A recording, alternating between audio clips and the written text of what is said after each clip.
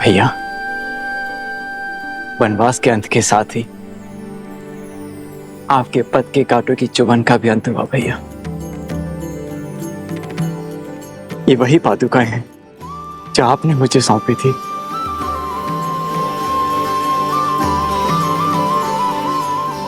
आपकी अनुपस्थिति में इन्हीं के कारण अयोध्या सुखी और सुरक्षित रही। आज मैं अपनी ग्लानि से मुक्त हुआ, अपने दायित्व से मुक्त हुआ। मेरे कारण आपके शीश से छत हटी, आपके चरणों से ये पादुकाएं दूर हुई। किंतु अब आप अयोध्या का मुकुट और ये पादुकाएं ग्रहण कीजिए।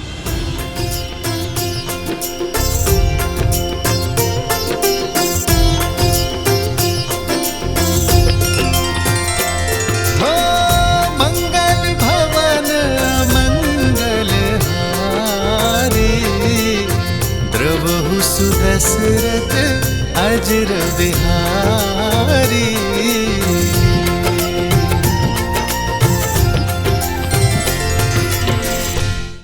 भरत, भैया, आपकी अयोध्या अब आपकी हुई।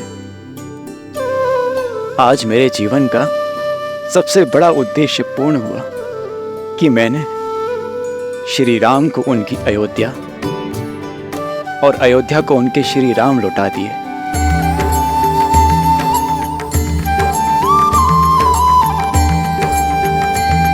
प्रजा के मुख का तेज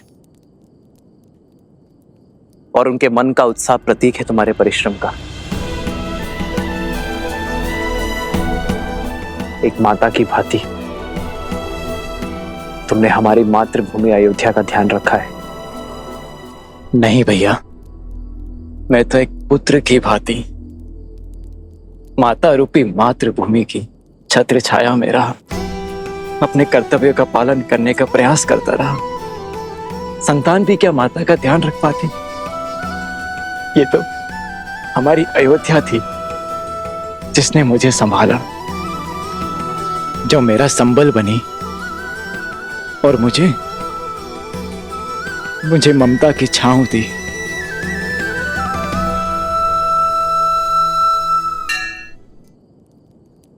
धर्म के प्रति तुम्हारी श्रद्धा ने एक नई परिभाषा रची है भरत। मेरे लिए तुम्हारा प्रेम आज हमें यह सुनहरा दिन दिखाया है।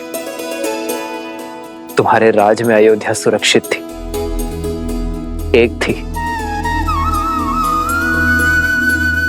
और अब हम इसे मिलकर आगे बढ़ाएंगे।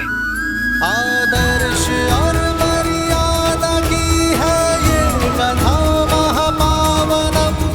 काटे मद श्री से मिलाने श्रीमद् रामायणम, श्रीमद् रामायणम।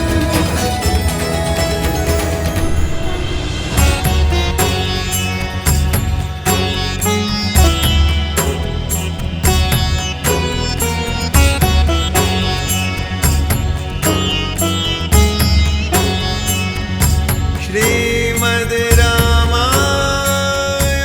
आयुष्मान भव। श्रीमद् रामायण, श्रीमद् रामायण। आचार्य, इस यात्रा में हमने प्रयास किया कि आपके दिए ज्ञान का मान रख पाए। राम, मुझे गर्व है कि तुमने मेरी शिक्षा का केवल मान ही नहीं रखा, बल्कि मेरी सिखाई मर्यादा को, रघुवंश के सम्मान को शिखर तक पहुंचा दिया। आज सच्ची गुरु दक्षिणा मिली है इस गुरु को। यह नगर, यह राज, यह प्रजा उद्देश्यहीन थी, क्योंकि धर्म का पथ दिखाकर नहीं, चलकर बताने से समझ में आता है। समय आ गया है, समय आ गया है। अयोध्या में धर्म ध्वजा लहराने का, राम राज स्थापित करने का।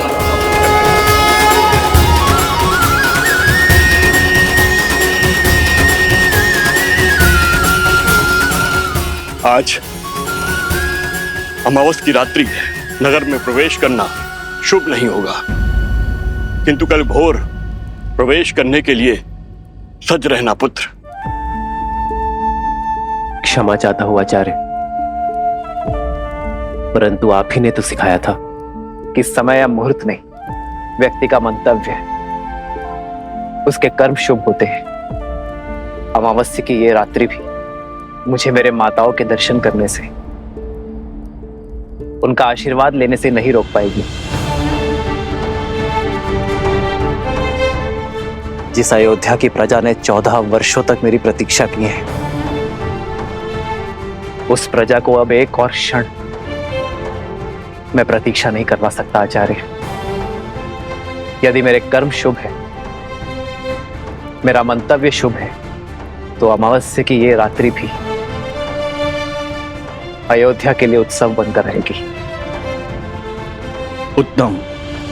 गुरु अपने शिष्य को शिक्षा देता है, यही परंपरा है, किंतु तुम्हारे जैसा शिष्य गुरु के लिए भी प्रेरणा बन जाता है। चलो, अयोध्या का राज सिंहासन अपने राजा के स्वागत के लिए प्रतीक्षारत है पुत्र।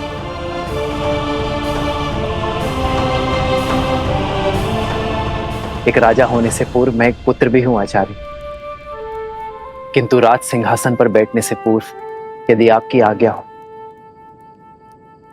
तो मैं कुछ क्षण अपनी माताओं के आंचल में बैठना चाहता हूं। उनके दर्शन किए बिना ना ये राज सुहाएगा और ना ही ये राज मुकुट। जब एक मां अपने पुत्र के घर लौटने पर उसकी आरती करती है, घर प्रवेश करती है, तो वो अपने पुत्र के तन और मन से संसार की सारी कुरीति, सारे लांछन धोती है। कर्तव्य का भार उठाने से पहले उसकी शुद्धि करती है।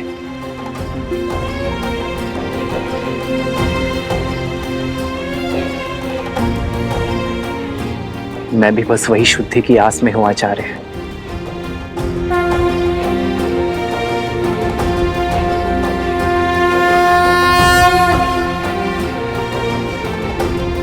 आप आज्ञा दीजिए गुरुदेव, हम जाकर गृह प्रवेश की तैयारी करते हैं। आज्ञा है।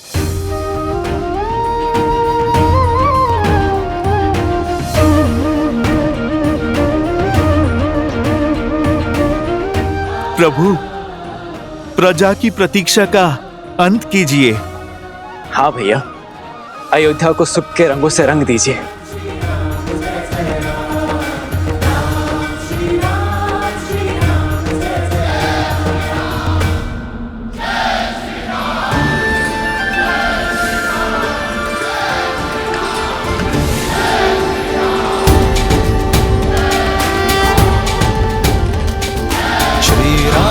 चंद्र कृपालु भजु मन हरण भव भय दारुणम। श्री रामचंद्र कृपालु भजु मन हरण भव भय दारुणम। नव कंज लोचन कंज मुख कर कंज पद कंजारुणम। कंदर्प गणित अमित छवि नव नीला नीरज सुंदरम। पटपीत मानहु तड़ित रुचि सुचि नौमि जनक सुतावरम। श्री राम राम राम श्री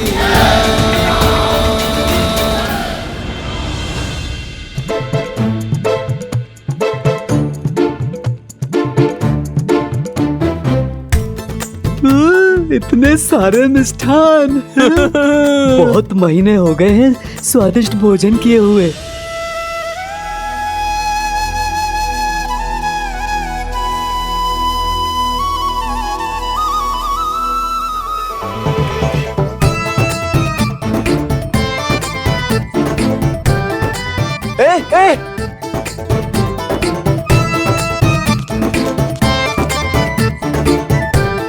रुको रुको, ये वानर क्या कर रहे हैं?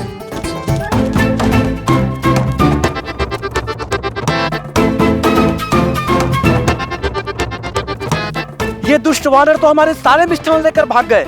अब हम प्रजा में प्रसाद कैसे वितरित करेंगे? डांडियों को कोई तो रोको। प्रभु, अयोध्या और इसकी प्रजा पर आपका अधिकार है और हमारा अधिकार है आपका स्वागत करना। परंतु आपके स्वागत के लिए लाए गए मिष्ठान छीनकर ये वो दंड वानर इसे दूषित कर रहे हैं। ये वानर आपकी छवि को धूमिल कर रहे हैं प्रभु श्री राम। इन्हें अयोध्या से बाहर निकालिए प्रभु, ये रंग में भंग कर रहे हैं।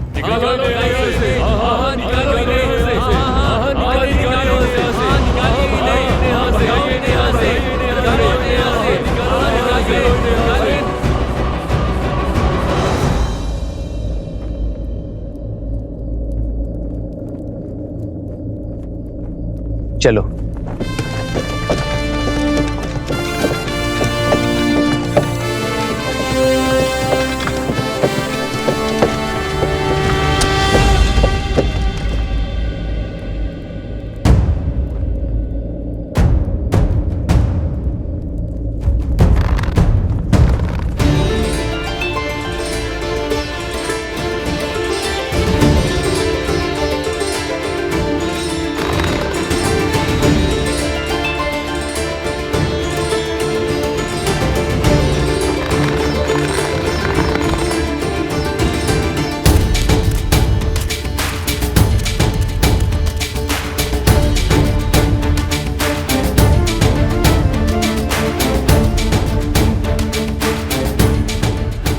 रुक जाओ, रुक जाओ।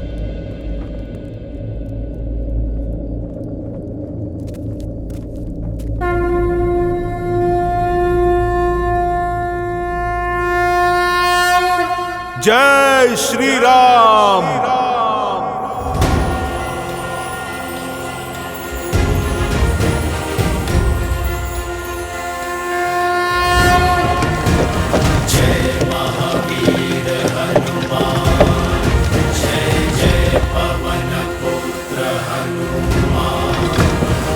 हनुमान ज्ञान गुण सागर जय कपीस तिहु लोक उजागर रामदूत अतुलित बल धामा अंजनी पुत्र पवन सुत नामा। हनुमान, रुक जा।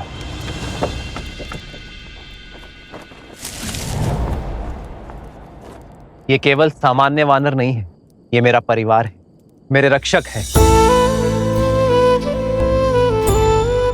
ये वो शस्त्र है जिन्होंने मुझे बाहुबल दिया। ये वो कवच है जिन्होंने युद्ध में मेरी रक्षा की। 1 वर्ष भूखे प्यासे रहे, युद्ध में मेरी सहायता की। मेरे लिए इन्होंने अनेकों यातनाएं सही।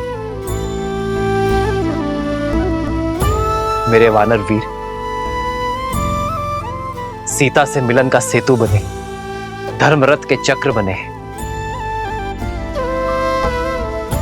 और रघुकुल कभी उपकार नहीं भूलता। यदि आज मेरे वानर वीरों के लिए अयोध्या में स्थान नहीं, तो मेरे लिए भी स्थान नहीं।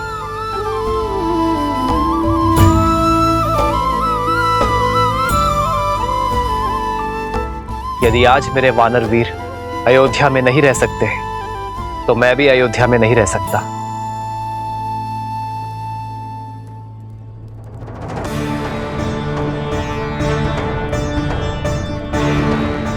यदि मेरे वानर वीर आपको स्वीकार नहीं, तो मैं भी आपका उपहार स्वीकार नहीं कर सकता। मेरे वानर वीरों का अनादर रघुनंदन का अनादर है,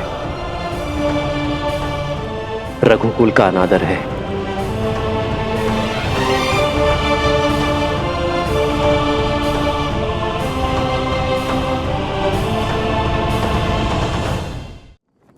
वानर वीरों, हम अयोध्या की शोभा बढ़ाने आए हैं, समस्या नहीं। अयोध्या वासियों को हमारे संसर्ग का अभ्यास नहीं है, इसलिए वानर सेना अगले आदेश तक अयोध्या की सीमा के बाहर प्रतीक्षा करेगी। यह उनके राजा का आदेश है।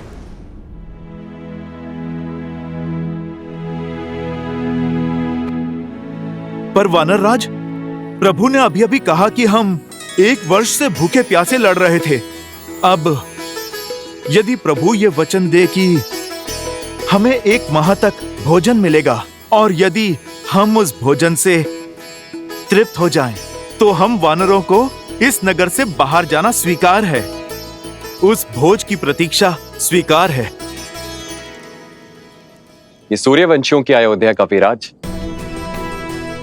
अब तो हमारे भैया रघुनंदन श्रीराम के वक्त भी यहां पड़ चुके हैं। अब अयोध्या में कोई भी तन और मन अतृप्त नहीं रहेगा। दशरथ नंदन शत्रुघ्न, आप ये आश्वासन या फिर चुनौती दे रहे हैं? अपने स्वर में मधुरता लाओ शत्रुघ्न, क्योंकि मैं कपिराज हनुमान को चुनौती देने का स्वाद चख चुका हूं। अयोध्या के राजकुमार को धैर्य नहीं, सिंह सी धार शोभा देती है भैया। श्री राम का भाई हूं मैं, दिए शब्द पुनः कैसे लौटा सकता हूं? अब जो शब्द मुख से निकल गए, ना ही उन्हें लौटा सकता हूं, ना ही चुनौती को। स्वीकार है। भैया शत्रुघ्न, आपके हाथ थक जाएंगे भोजन लाते लाते, पर ये प्रभु श्री राम का दास तृप्त नहीं होगा। चुनौती देना शत्रुघ्न के बालपन का स्वभाव है, और चुनौती लेना मेरे हनुमान का। पर यह चुनौती 2 मित्रों की है, शस्त्रों से नहीं, प्रेम के संधान से खेली जाएगी। और जब शत्रुघ्न ने चुनौती का प्रहार कर ही दिया है, तो उसे हनुमान के प्रतिवार से उसे केवल हनुमान और शत्रुघ्न की माता सीता ही बचा सकती है।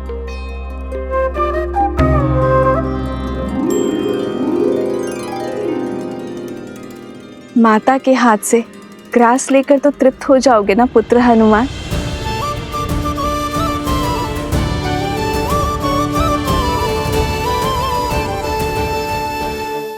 जय श्री राम, जय श्री राम, जय श्री राम। सियावर रामचंद्र की।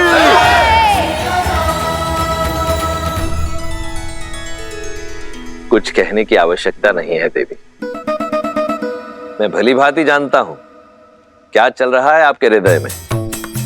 जिन श्री राम के इस संसार के आगमन के उत्सव में हम सम्मिलित हुए, जिनके विवाह उत्सव का हम भाग बने, उनके अयोध्या पुनरागमन के समारोह में भला हम कैसे नहीं जाएंगे। उनके अयोध्या में लौटने के इस उत्सव का साक्षी बनने से ना तो मैं वंचित रहूंगा, ना आप। तो हम चलेंगे ना पिताश्री? हाँ पुत्र, क्योंकि श्री राम आ रहे हैं। श्री राम आ रहे हैं। राम आ रहे हैं।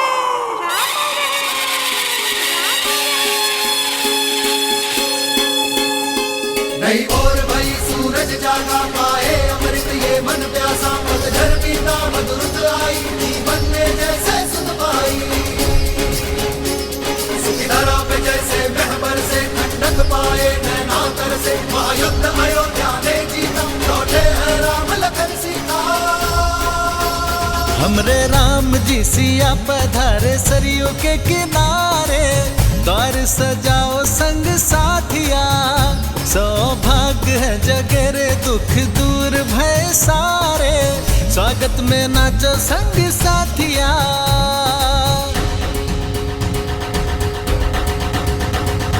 शीश काट दर दुष्ट दशानन, पाप कर आए मरन, वो राम से है रघुवीर बने, वो केश बने है अंजन। वो मिथिला कुमारी अवध वधु, संसार की अब सीता माता, दशरथ नंदन रघुराय के गुण, 10 दिशाओं में हर नर गाथा, हर नर गाथा। काली रात है बनी दिवाली, खुशियाँ निराली, दिए सजाओ मेरे साथी, लल्ला राम जी सिया हमारी अखियन के तारे, हम सब उतारे आरती।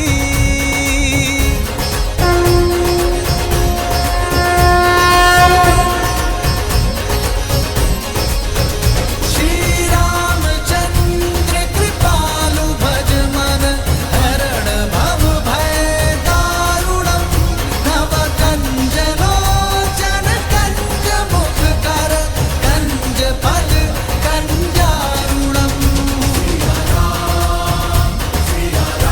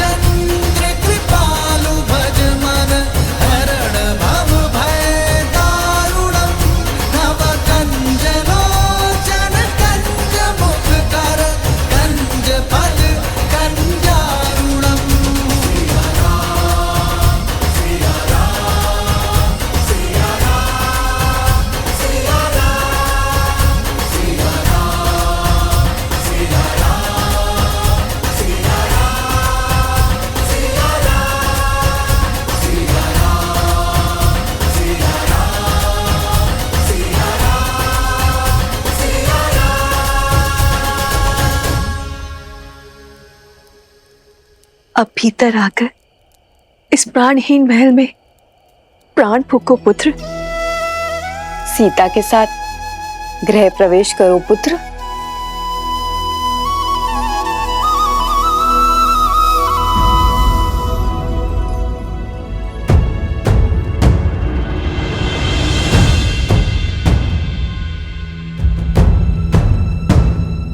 क्या हुआ पुत्र? इन हाथों ने पुण्य स्थापित करने के लिए बहुत बड़ा पाप किया है मां।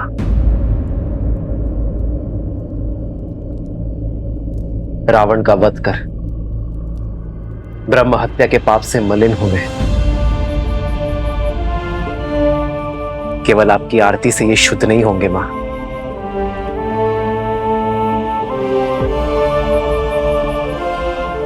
तो क्या हमारे स्नेह में या आरती में कोई कमी रह गई है पुत्र? आपके स्नेह में कोई कमी नहीं है मां। कमी है माताओं की उपस्थिति में।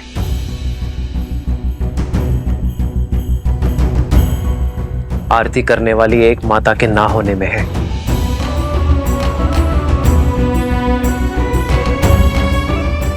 इस आरती के लिए मेरी माता कैकेयी के 2 हाथ कम पड़ गए माता। कैकेयी के दुख और लज्जा का भान नहीं है तुम्हें। कहती है फिर तुम्हें कभी मुख नहीं दिखाएगी। उसे भय है कि तुम्हारा सामना करने में वो सक्षम नहीं। उसने संदेश भिजवाया है कि वो राम से दृष्टि मिलाएगी तो वो जी नहीं पाएगी।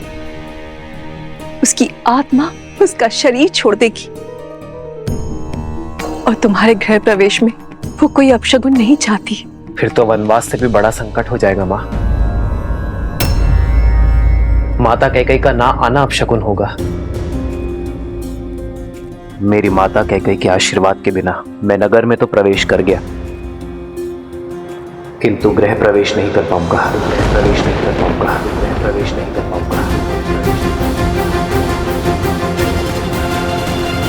रघुनंदन तो बन गया, किंतु रघुकुल का राजा नहीं बन पाऊंगा। राजा नहीं। मैं अपनी माता कैकेयी के बिना घर प्रवेश नहीं करूंगा। मैं प्रवेश नहीं करूंगा।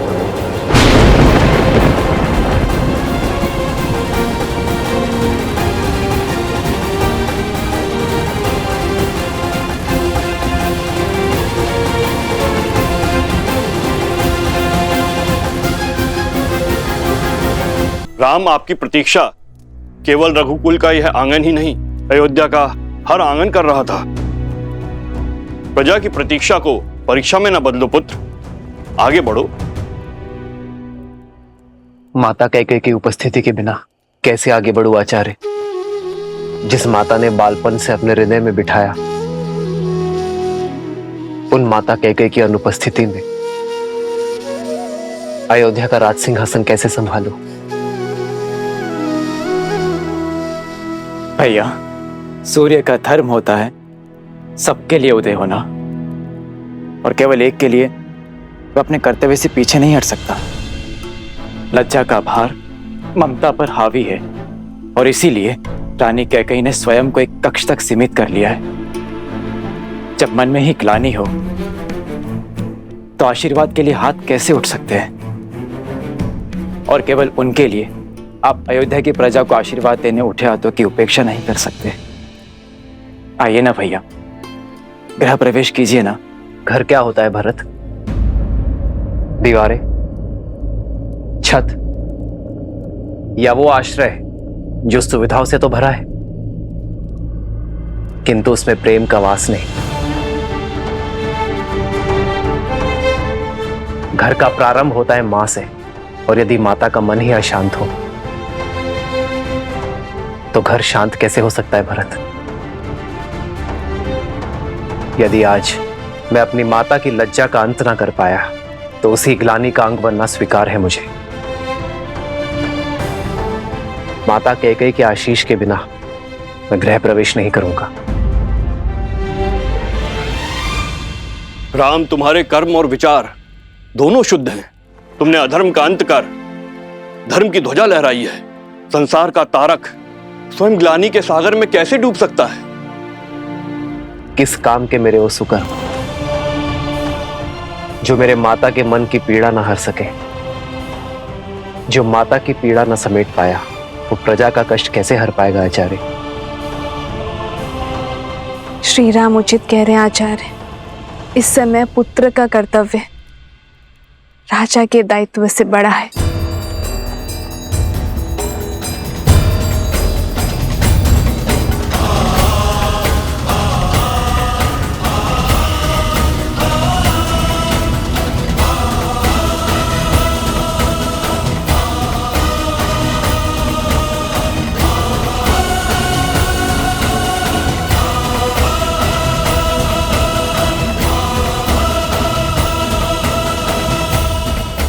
जब तक माता कह के गृह प्रवेश की आरती नहीं करेंगे, सियाराम के पग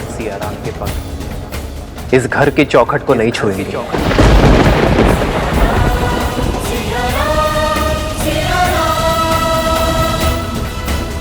हमें महारानी कैकेयी को बुलाना ही होगा, अन्यथा सूर्यवंश सूर्य सा तेजस्वी राम खो बैठेगा।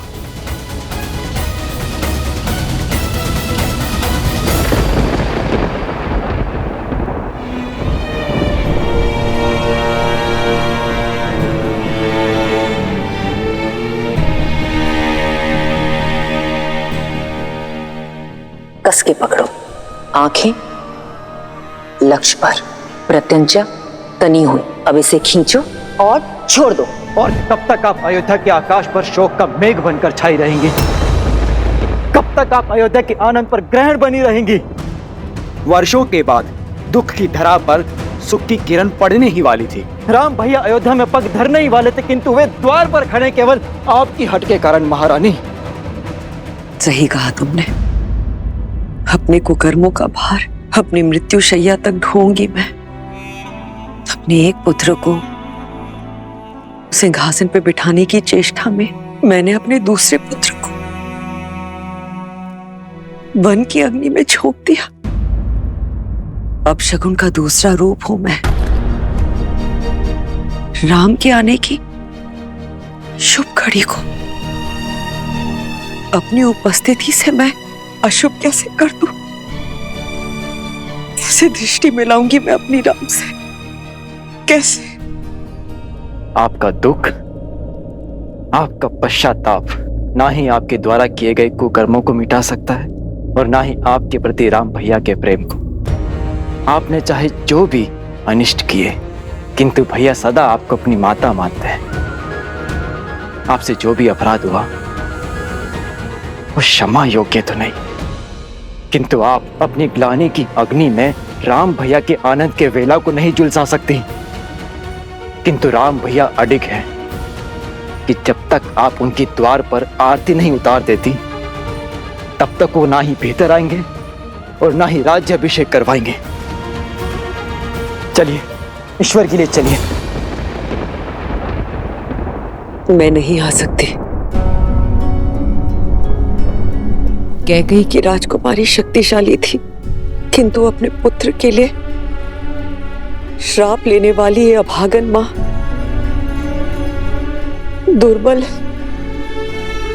भय है मुझे कि अपने राम के समक्ष आते ही मेरा हृदय मेरे साथ कोई छल न कर बैठे, मेरी धड़कन रुक न जाए। यदि ऐसा हुआ तो एक बार फिर मेरे राम का मार्ग रुक जाएगा। मेरी मृत्यु के कारण मेरे राम के आगमन की शुभ घड़ी अशुभ घड़ी में बदल जाएगी। नहीं, मैं ये पाप कदाचित नहीं होने दूंगी।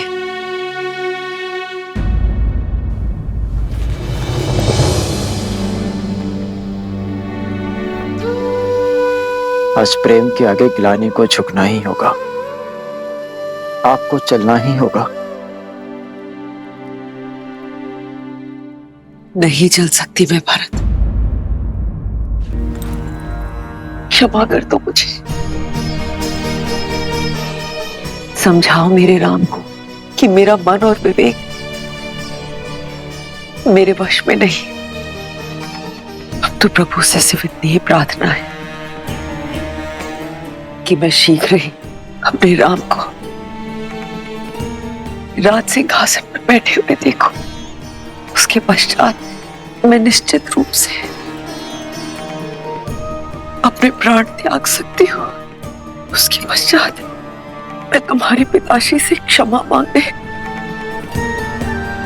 परलोक जा सकती हूँ। कदाचित तभी मेरी आत्मा को शांति मिलेगी। क्षमा कर दो भरत, क्षमा करो। निर्बलता के इस क्षण में कैकेयी को विश्वास दिलाने का बल देना नारायण, कैकेयी को राम की दृष्टि मिलने का संबल और उसे आशीर्वाद देने का साहस देना। राम के लिए, अयोध्या के लिए कैकेयी का चित्त शांत करना होगा आपको।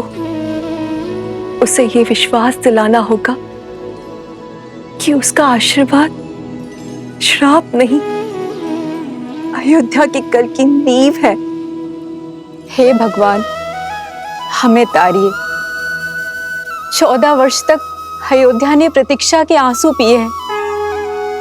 इस प्रतीक्षा का अंत कीजिए। अब क्या होगा? महारानी कैकेयी बाहर आएंगी या नहीं? ना आए तो ही अच्छा है, जिसके कारण हमारे राम ने इतने कष्ट भोगे, महाराज दशरथ ने प्राण त्यागे, उसकी तो छाया हमारे भावी महाराज पे पड़नी भी नहीं चाहिए।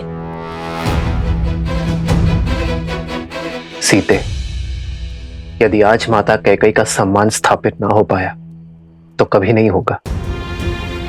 संसार यही कहेगा कि अपनी पत्नी का मान बचाने के लिए महायुद्ध लड़ने वाला राम अपनी मां का सम्मान ना बचा पाया। जो भक्त ग्लानि के बेड़ियों में बंधे हो, वो आपके पास कैसे आएंगे आर्य? जब जड़ें सूखी हो तो केवल पत्तों पर पानी डालने से वृक्ष हरा नहीं होता। जड़ों को सींचने से उसके प्राण जागते हैं। आप पहले भी कर चुके हैं आर्य।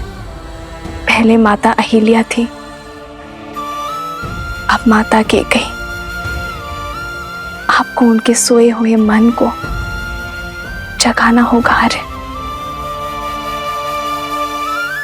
यदि पत्नी तुम जैसी धर्मात्मा हो तो व्यक्ति के लिए कोई लक्ष्य असंभव नहीं है सीते। धन्यवाद। श्री राम राम राम श्री राम। महल के स्थान पर ये कहाँ चले गए श्री राम? कहाँ चले गए श्री राम?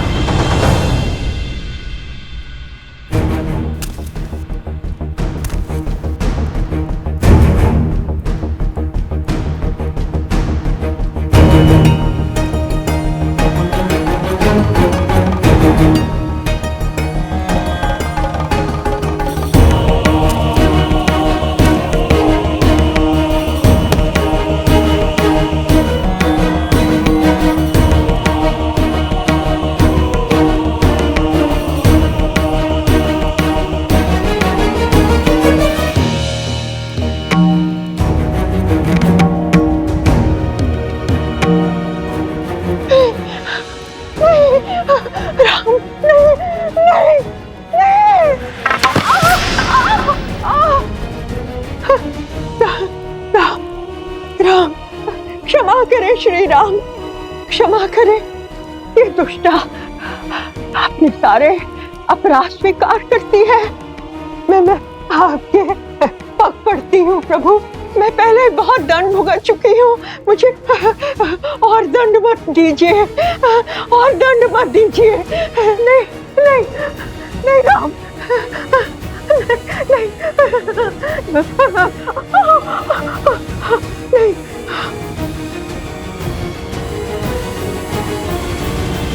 क्या श्री राम क्षमा करेंगे इसे? इतना करने के पश्चात तो रावण को भी क्षमा नहीं मिली थी। इसे तो जितना दंड मिले उतना कम है। यही तो थी जिसने महारानी कैकेयी के मन में अधर्म का, अन्याय का और ईर्ष्या का बीज बोया। प्रिय गणेश, माना कि मंथरा के बोल ही श्री राम के कष्टों का कारण बने, परंतु श्री राम ये बात भली भांति जानते हैं, क्षमा परमो धर्म, क्षमा ही सबसे बड़ा धर्म है। श्री राम रूपी ज्ञान की गंगा में गोते खाने के लिए सज्ज हो जाओ पुत्र।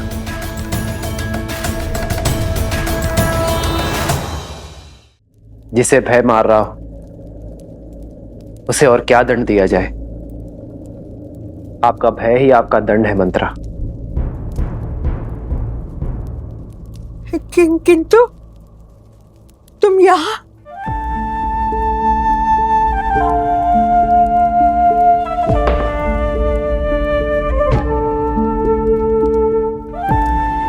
मैं आपको क्षति पहुंचाने नहीं, मुक्ति दिलाने आया हूं। कैसे नर हो राम? मुझ पर क्रोध नहीं आता? अयोध्या के 14 वर्ष के दुष्काल का कारण हूं मैं। तुम्हारे वनवास का कारण महाराज दशरथ की असमय मृत्यु का आधार हूं मैं। मेरे इन अपराधों को दंड देने का मन नहीं चाहता। आपने कुछ नहीं किया मंत्रा, ये तो नियति थी, समय था जो ऐसा चाहता था। आप तो केवल निमित्त है मंत्रा। यदि आप नहीं करती तो कोई और करता, किंतु होता यही, ये राम वनवास ही जाता।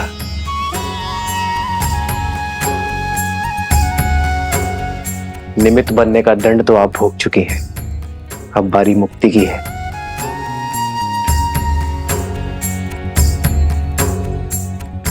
आइए आइए मंत्रा।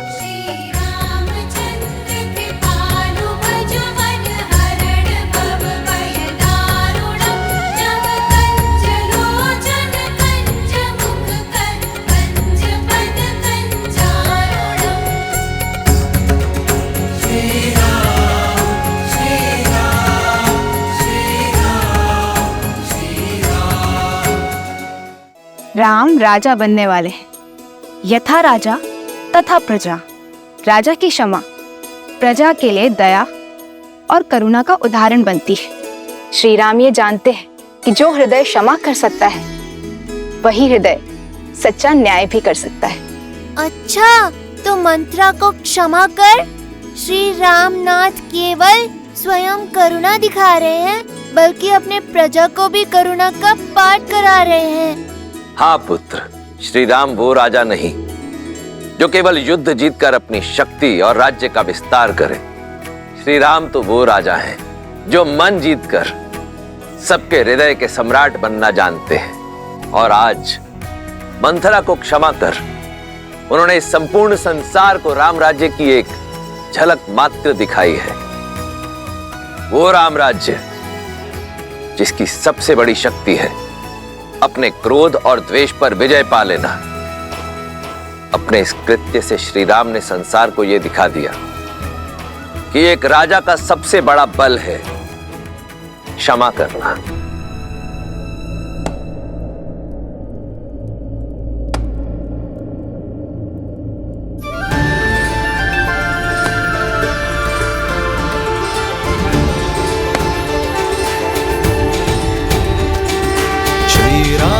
चंद्र कृपालु भजु मन हरण भव भय दारुणम। नव कंज लोचन कंज मुख कर कंज पद कंजारुणम।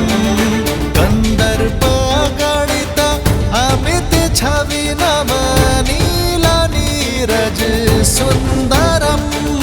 पटपीत मानहु तड़ित रुचि सुचि नामि जनक सुतावरम।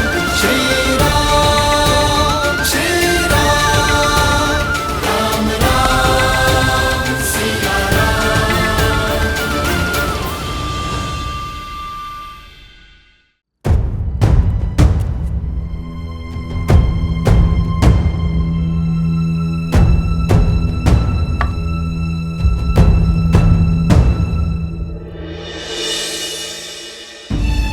प्रणाम मंत्रा माँ। बस बस बस, खुश रहो पुत्री, सुखी रहो। जो प्रणाम करते हैं उन्हें आशीष दिया जाता है, और हमें आपसे केवल एक ही आशीष चाहिए माँ, कि हम अपने कैकेयी माता के आशीष से वंचित ना रहे। कैकेयी माता को ग्लानि के भंवर से निकालकर हमारे सामने ले आइए माता। उनके संताप का अंत केवल आप ही कर सकती हैं, क्योंकि जब तक वो बाहर आकर हमारा गृह प्रवेश नहीं करेंगी, हम भीतर नहीं आएंगे। सीते,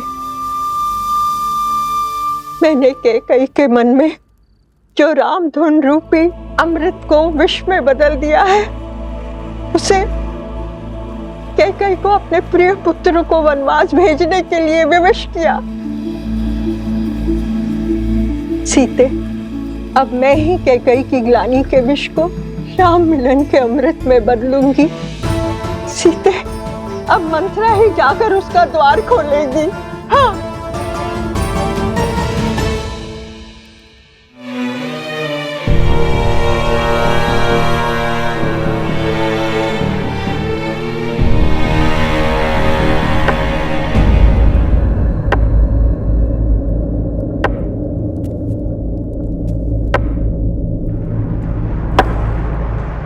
रुक जाओ।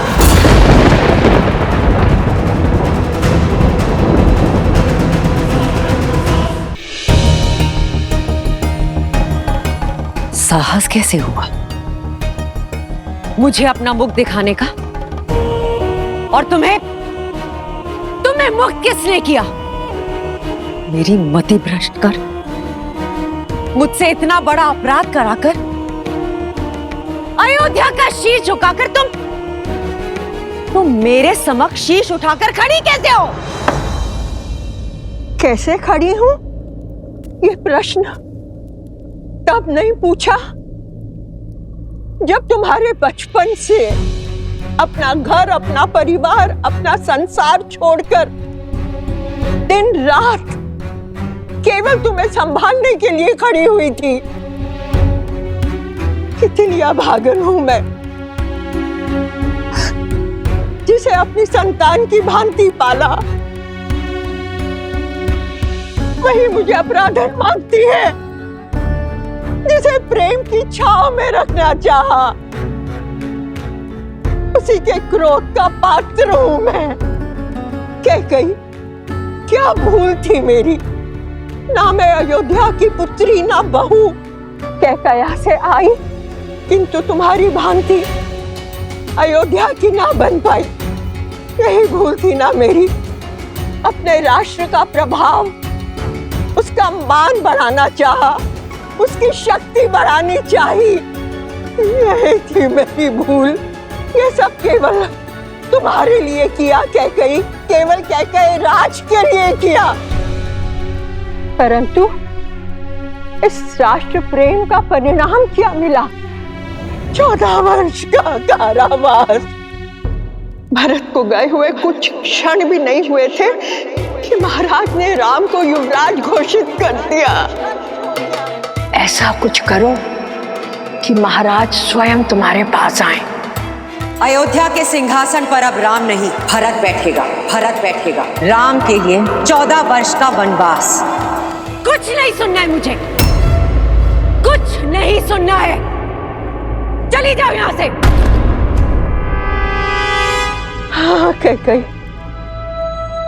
चली जाऊंगी अयोध्या से, किंतु एक चिंता साथ लेकर जाऊंगी कि मेरी पुत्री कैकेयी का क्या होगा।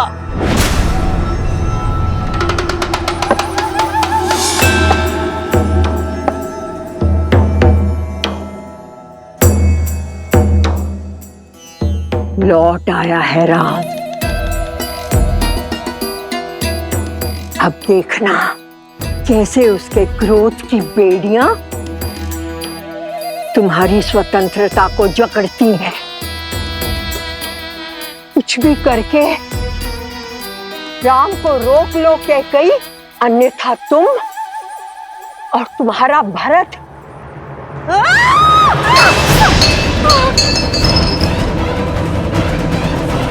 जिस पुत्र मोह और जिस संबंध के कारण तुमने मेरी स्वर्ग जैसी अयोध्या को नर्क बना दिया, आज उस संबंध को तोड़ता हूं मैं रघुकुल कुमार भरत तुम्हारा परित्याग करता हूं कैकई। पत्थर पर भी वर्षों तक जल पड़े तो उसका आकार बदल जाता है, किंतु तुम इतने वर्षों में भी तुम्हारे भीतर का विष कम नहीं हुआ। तुम दंड की नहीं, श्राप की अधिकारिणी हो।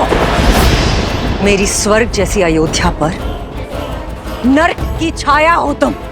नहीं। मेरे घर परिवार पे जो विष के मेघ बरसाए हैं तुमने, उसके लिए आज मैं कैकई तुम्हें श्राप देती हूँ कि आज से तुम्हारा नाम पाप, बुराई, अधर्म और अंधकार से ही जोड़ा जाएगा।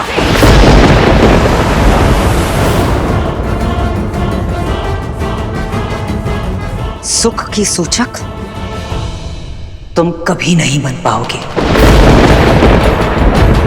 और मृत्यु के पश्चात भी अपने कर्मों के कारण तुम्हारी आत्मा अग्नि में झुलसती रहेगी। श्राप है मेरा तुम्हें, सदैव झुलसती रहेगी।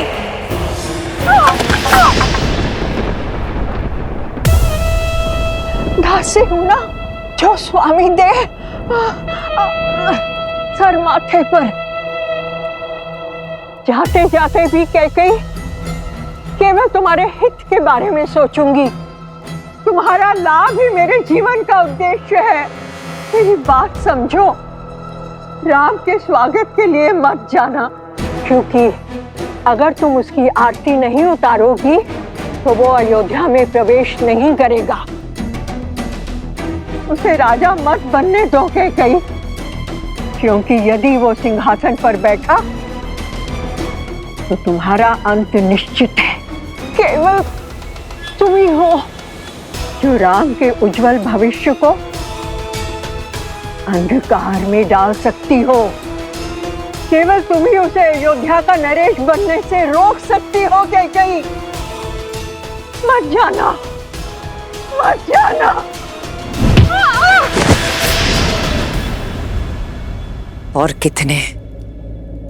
और कितने पाप कराओगी मंथरा? खेद है मुझे कि मैंने कभी तुम्हें अपनी माता माना था।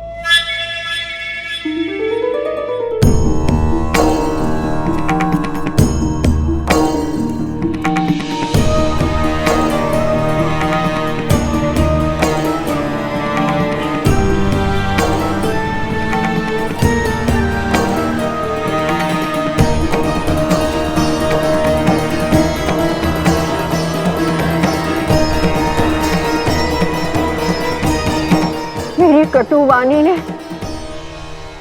कुछ तो शुभ कार्य किया। तुम्हारे मन को मैं समझती हूँ कैकई। इस पाप की कोठरी में मेरे दुष्ट भाव ने तुम्हें डाला था, किंतु मैं जानती थी कि मेरे कटु वचन ही तुम्हें इससे बाहर निकालेंगे। कैकई की दृष्टि में दोषी बनकर मैंने राम काज पूर्ण कर दिया। हे प्रभु, क्षमा तो दे चुके हो, अब दया दृष्टि दीजिए प्रभु। अपने चरणों में शरण दीजिए प्रभु, अपने चरणों में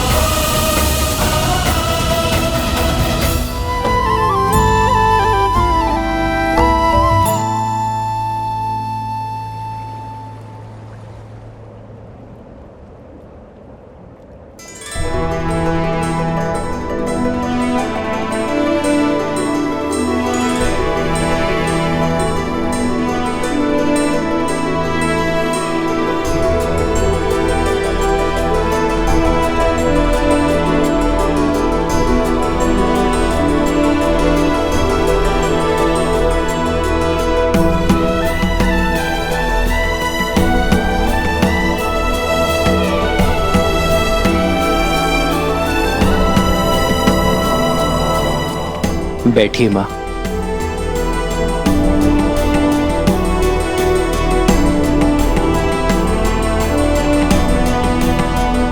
रघुवंशी हैं हम, वो वंश जिसका इतिहास धर्म, वीरता और समर्पण की नींव पर रखा गया है, और जिनसे हमें यह नाम मिला वो पितामहों के पितामह महाराज रघु एक महान योद्धा थे। स्वयं देवताओं ने उनके सत्य और शौर्य की प्रतिमा को स्वीकार किया है। महाराज भागीरथ जो अपने पूर्वजों के तर्पण के लिए स्वयं शिवलोक पहुंच गए, नारायण को प्रसन्न कर उनके चरणों से गंगा बहाई, फिर ब्रह्मदेव से उसे उनके कमंडल में धारण करवाया। स्वर्ग से गिरती मां गंगा के वेग को थामने के लिए महादेव को उनकी जटा में रोकने के लिए मनाया। महादेव की जटा से गिरती धरा को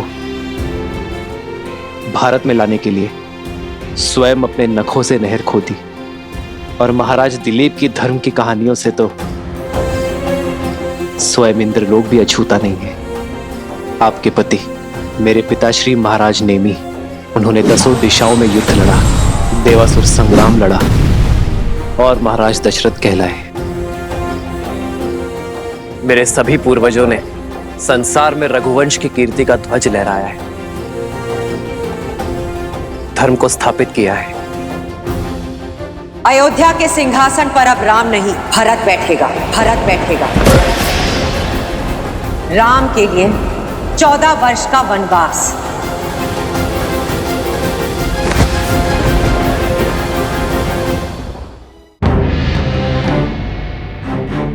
पर सोचिए मां, इतने प्रतापी योद्धाओं में से किसी ने दक्षिण की ओर प्रवास करने की इच्छा नहीं की, किसी ने वहां धर्म का ध्वज नहीं लहराया। वो अवसर मुझे मिला मां, मुझे, और वो अवसर मिला आपके कारण। यदि आप मुझे वन में ना भेजती तो रावण का अंत कैसे होता मां? संसार में मर्यादा और धर्म की स्थापना कैसे होती यदि आप ना होती? तो इतना बड़ा समाज, मेरे वानर वीर, रीछ, असुर, ये सभी धर्म और ज्ञान की गंगा से वंचित रह जाते मां। मां, यदि आप ना होती तो समस्त दक्षिण आज उत्तम धर्म का सुख नहीं भोग पाता मां। मां, आपका दिया ये वनवास समस्त आर्यवर्त के लिए वरदान बना। वो आप ही थी जिन्होंने महाराज दशरथ से लड़कर हम भाइयों को गुरुकुल भेजा। मां, वो आप ही थी जिन्होंने रावण का अंत और मर्यादा की स्थापना का आधार रखा। ये जो मेरे मित्र हैं, मेरे सहायक, मेरे वानर वीर, जिन्होंने मेरी रक्षा की, ये केवल मेरा राज्य अभिषेक देखने नहीं आए हैं मां, केवल यहां भोज खाने नहीं आए हैं। ये उस माता के दर्शन करने आए हैं जिन्होंने 14 वर्ष का एकाकीपन काट कर भी अपने पुत्र को समाज और धर्म की रक्षा के लिए भेजा। जिसे आप अपराध समझ रही हैं, वो मेरे वानर वीरों के लिए उद्धार बना। इतना घोर लांछन सहने पर भी आपने संसार में मर्यादा और धर्म की स्थापना में योगदान दिया है मां।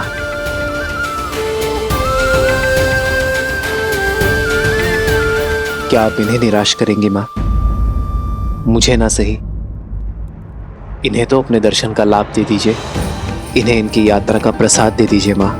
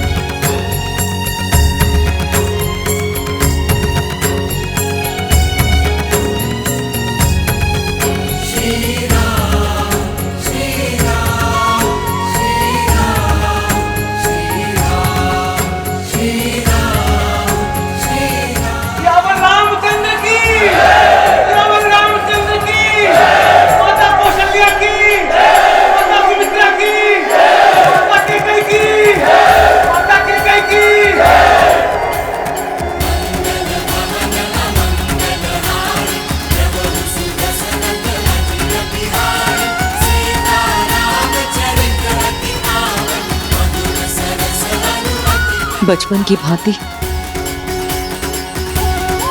इस बार भी मुझे मना ही लिया तुमने।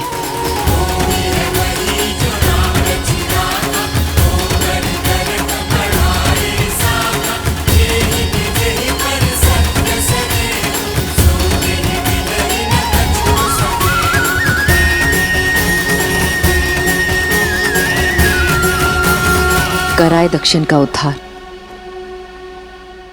किंतु अब मेरे राम को राजा बनना होगा। अयोध्या को, अपनी प्रजा को आगे ले जाना होगा। अपने वंश को आगे बढ़ाना होगा राम। इस राज्य का उद्धार करना होगा।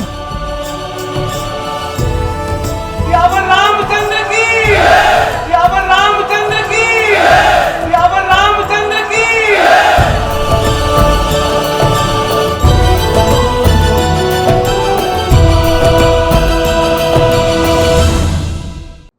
आज अयोध्या के मन से दुख के बादल छट गए और मेरा परिवार पूरा हो गया। राम, सीता, तुम दोनों अंधेरे जीवन में प्रकाश का दीप हो, दुखियारे जीवन में सुख और प्रीत हो। पुत्र की विजय पर माता का मुख उत्साह से दमकता है। आपकी आंखों में प्रसन्नता के अश्रु होने चाहिए माता। सत्य कहा तुमने सीता। मेरे कारण अयोध्या पर जो कलंक और ग्रहण लगा था, आज अयोध्या उससे मुक्त हुई है। ये अश्रु उसी की खुशी में। नहीं माता, आप ग्रहण नहीं, ईंधन है जिसने आपके प्रकाश को अयोध्या में ही नहीं पूरे संसार में प्रकट किया है।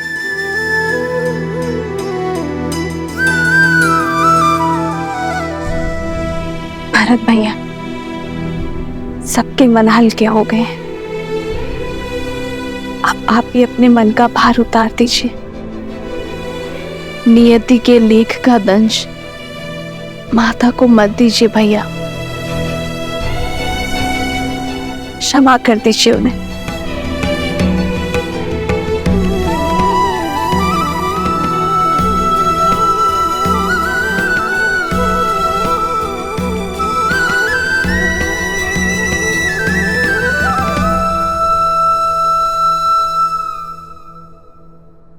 देखी परिवार प्रभु अति भावुक भाए, सब ही प्रेमा बस आरती गाए।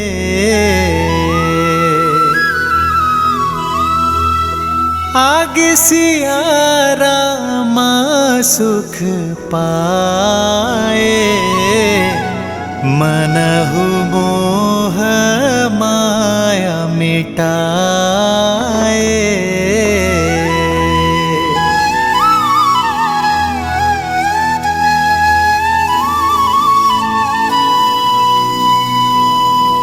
अयोध्या के प्रजाजनों, अयोध्या के कष्ट के मेघ छट चुके हैं। शीघ्र ही रघुकुल के दीपांकर महर्षि दशरथ जी के ज्येष्ठ पुत्र श्री रामचंद्र जी का राज्याभिषेक होगा। राज सिंहासन पर विराजमान होने की उत्तम तिथि एवं मुहूर्त शीघ्र घोषित होंगे और आप सब लोग उसमें आमंत्रित होंगे। श्री रामचंद्र जी के राज्याभिषेक की तैयारियों में जुट जाइए। सियावर रामचंद्र की, सियावर रामचंद्र की। रघुपति रामचंद्र की, रघुपति रामचंद्र की। माता सीता की, माता सीता की।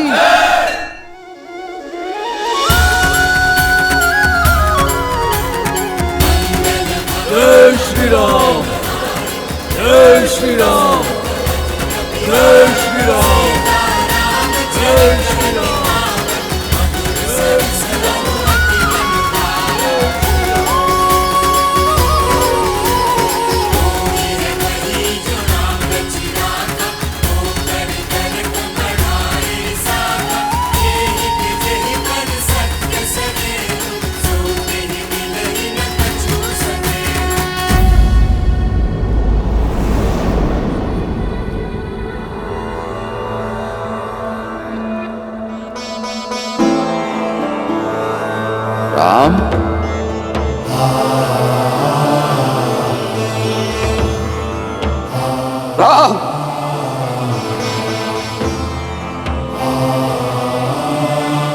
भरत आपके लिए कुछ भेंट लाया पिताश्री।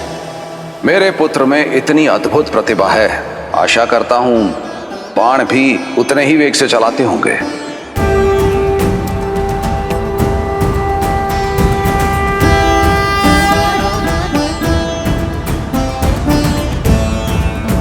आपका राम लौटा है पिताश्री, अपना दायित्व पूर्ण करके। किंतु आज आपके सामने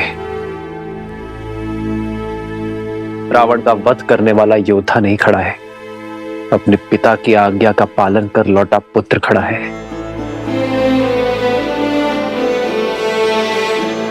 एक बार आपने कहा था कि पिता के आदेश केवल शब्द नहीं होते, वो कुल का आदर्श स्वप्न, यश, प्रतिष्ठा और सम्मान की धुरी होते हैं। आपने सत्य कहा था पिताश्री। इस यात्रा में मैंने जाना कि एक पुत्र पिता की संपत्ति, धनराज्य सब अर्जित कर सकता है,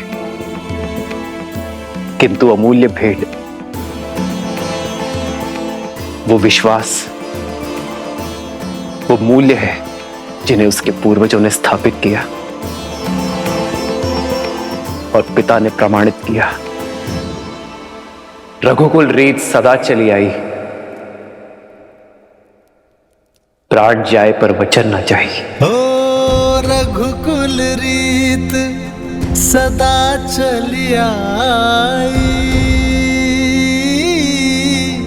प्राण जाए पर वचन न जाई।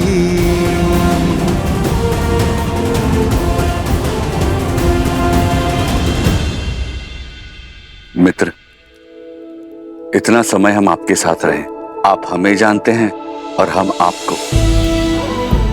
किष्किंधा वासियों के मन में इच्छा है कि हमें भी अयोध्या देखने का, जानने का सौभाग्य मिले। हाँ प्रभु, हम सबने अयोध्या के बारे में बहुत सुना है और अब प्रभु जानना चाहते हैं। अवश्य हनुमान, कुछ क्षण आप सभी विश्राम कर लीजिए, मैं स्वयं आप दोनों को अयोध्या भ्रमण के लिए ले जाऊंगा। 14 वर्ष बीत गए, मैंने अपने राज्य का भ्रमण, अपने अयोध्या के दर्शन नहीं किए। महर्षि मुग्दल के स्वागत के साथ अयोध्या भ्रमण भी हो जाएगा। दीदी,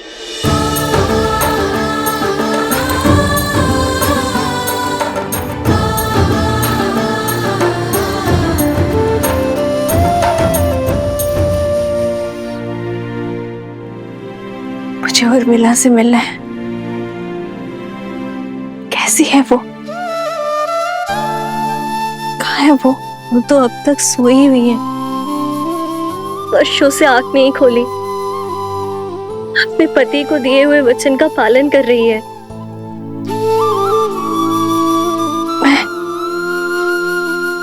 मैं देखना चाहती हूँ उसे, अभी इसी क्षण।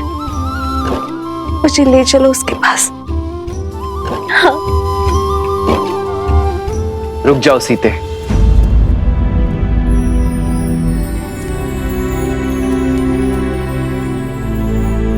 उर्मिला का प्रण पूरा होना अभी शेष है सीते। उर्मिला अपनी निद्रा केवल लक्ष्मण की उपस्थिति में ही तोड़ सकती है। जाओ लक्ष्मण, और जाकर अपनी पत्नी से मिलो। तुम्हारे और उर्मिला के सम्मिलित प्रण के कारण ही मेरा और सीता का प्रण पूरा हो पाया है।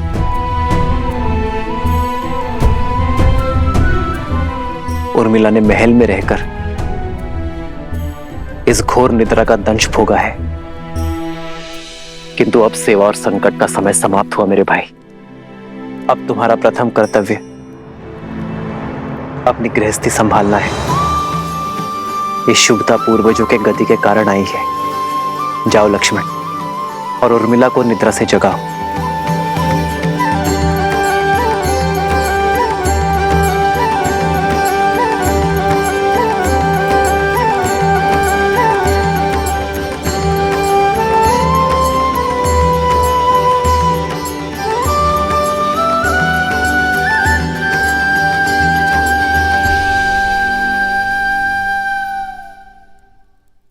14 वर्ष तक मैं आपकी नींद लेती रहूंगी ताकि आप 14 वर्ष तक बिना सोए अपना धर्म निभा सके।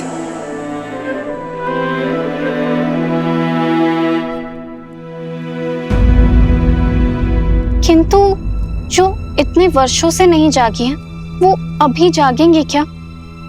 मुझे तो बहुत घबराहट हो रही है। श्रुतकीर्ति, निद्रा 4 प्रकार के होते हैं: परिश्रम, मदिरा, मोह और दुख। परिश्रम से आई निद्रा सूर्य के प्रकाश से खुलती है। मदिरा से ऐसी निद्रा आती है जो चेतना के जागने से खुलती है। मोह की निद्रा ज्ञान प्राप्ति से खुलती है। और दुख से आई निद्रा मृत्यु का कारण बनती है।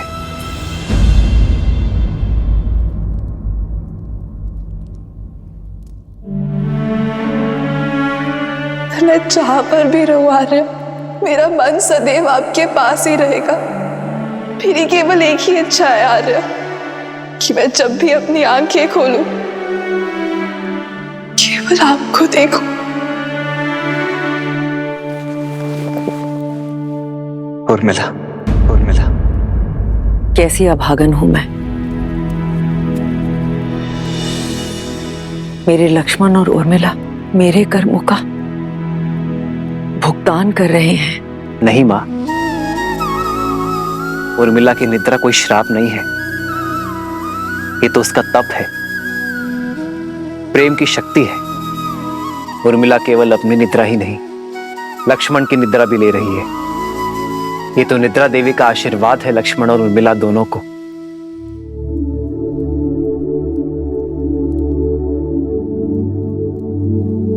देखिएगा मां, लक्ष्मण के बुलाते ही उर्मिला अपनी निद्रा से जाग जाएगी।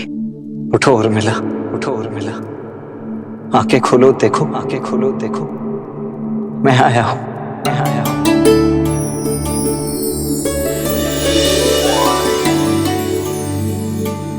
आर्य, आप, हे महादेव, आपके वनवास के प्रस्थान का समय हो गया। आपके प्रस्थान हेतु सहायता करने के बजाय अपनी निद्रा पूरी कर रही थी। क्षमा कीजिए आर्य। कैसी क्षमा उर्मिला, अब किसी को कहीं नहीं जाना है। पर पिताश्री का वचन और राम भैया का प्रण पूरा हुआ उर्मिला। भैया का भी और तुम्हारा भी।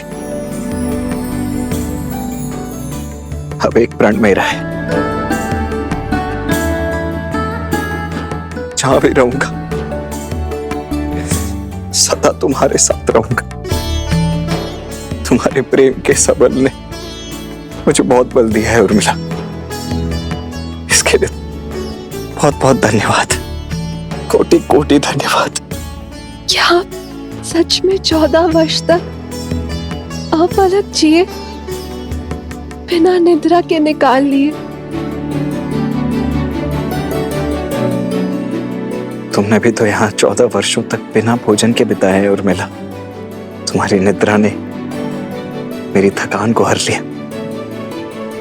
और मेरे भोजन ने तुम्हारे शरीर को पोषण दिया। दाम्पत्य जीवन का ये आदर्श,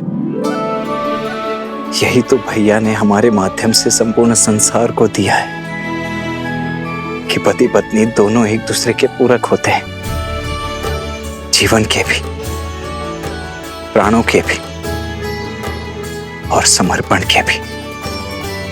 और तुम्हारे समर्पण का तो कोई मूल्य ही नहीं है उर्मिला।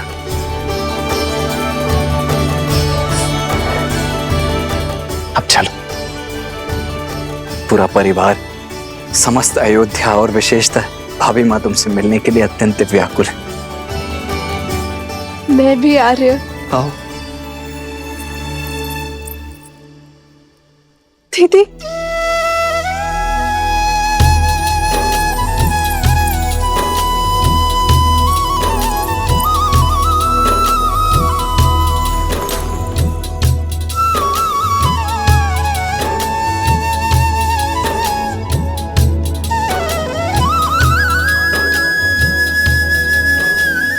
बचपन से लेकर आज तक मेरे हर निर्णय, हर कार्य में साथ दिया है तुमने। और आप मेरे और मेरे पति के लिए, इस रघुवंश के लिए लक्ष्मण भैया को हमारे साथ भेज, एकांत का दंश भी झेल लिया तुमने।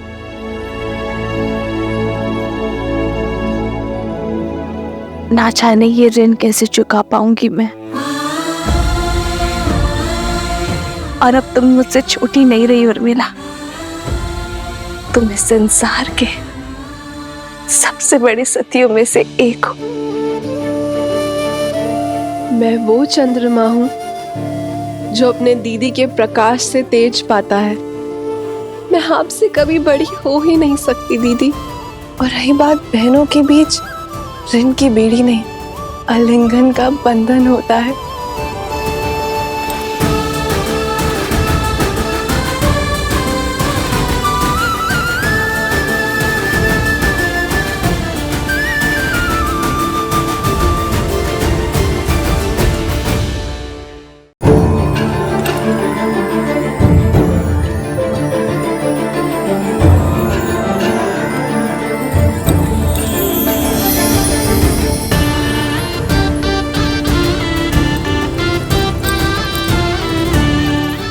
बहुत सुंदर प्यारा लग रहा है। ये कैसा है दीदी? अरे तुम सब यूं ही अब तक बातें कर रही हो। ऋषि मुद्गल के स्वागत की तैयारियां करनी है, वो आते ही होंगे। जी माता, वर्षों बाद बहनों से मिली तो कुछ स्मरण नहीं आया। मैं समझ सकती, जो पीड़ा तुम सबने भोगी है वो मेरे कारण ही तो है। नहीं माता, जितना कष्ट हमने सहा उससे कहीं अधिक आपने सहा, और शारीरिक कष्ट से कहीं अधिक मानसिक कष्ट होता है माता।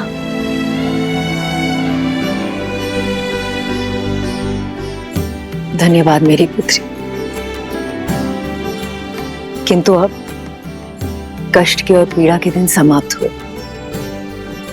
प्रसन्नता से ऋषि मुद्गल का स्वागत करते हैं, उनसे उपदेश लेते हैं। जो कष्ट और पीड़ा मेरे पुत्रों ने भोगी, वो मेरे पोतों को ना भोगनी पड़े।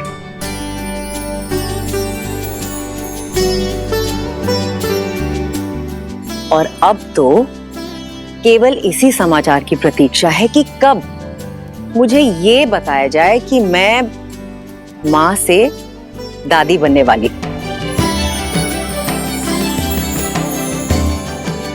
अरे तुम सब यूं ही शर्माती रहोगी या चलोगी मेरे साथ? शीघ्र चलो और गुरुजी का आशीर्वाद लो। जी। अयोध्या और श्री राम के जीवन से दुख का हर मेघ छट गया। अब सब शुभ ही होगा। इतनी शीघ्र भूल गए पुत्र? धूप छांव दिन रात की भांति ही, अच्छाई और बुराई भी सदा साथ ही रहते हैं। दीपक की आवश्यकता तो वहीं होती है जहां अंधकार होता है, और लोग जलते हुए दीपक के प्रकाश में उसके नीचे पसरे हुए अंधकार को देखना भूल जाते हैं। जब सामने सब उचित प्रतीत हो रहा होता है, तभी पीछे से बुराई अपने पंख फैला रही होती है। अर्थात दुख की धूप हो या सुख की छांव, सदा सतर्क रहो। हाँ पुत्र, जब भी हम जीवन में कोई शुभ या मंगलमय कार्य करें, तब हमें अतिरिक्त सावधानी और सतर्कता बरतनी चाहिए। सत्य और धर्म की क्षमता पर विश्वास रखते हुए अपने तन मन को और अधिक दृढ़ करना चाहिए। प्रिय गणेश, वो देखो, श्री राम उसी योजना का शंखनाद कर रहे हैं। राम राज्य की स्थापना का आरंभ कर रहे हैं। नर रूप में नारायण को प्रत्येक समस्या का सामना करना होगा, हर कठिनाई का हल खोजना होगा, राम राज्य की स्थापना करनी होगी। ऋषिवर, मैं जानता हूं आप सबके मन में क्या चल रहा है, किंतु जो होना है वो अवश्य होगा। 2 दिन बाद शुभ मुहूर्त है और ये राज्याभिषेक के लिए सबसे शुभ है।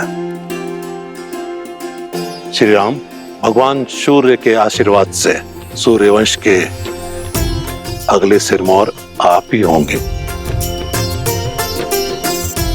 आपने वन भ्रमण के समय जो ज्ञान और अंतर्दृष्टि अर्जित की है, उसको अपने साम्राज्य में उपयोग करने का समय आ गया है।